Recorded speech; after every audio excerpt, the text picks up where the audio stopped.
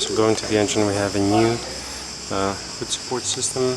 Also the hood release system was adjusted. Now the radiator hose for the overflow was situated correctly, going back to the tank, which was kinked before, and it prevented the free flow of the coolant. We also have the timing gear cover well placed, secured. Also the free flow filters were also placed with new gaskets, and the carburetors were adjusted. They were fine-tuned, pardon.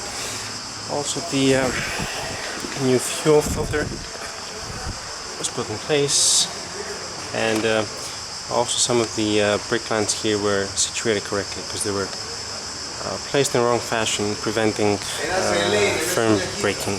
Now once we go back,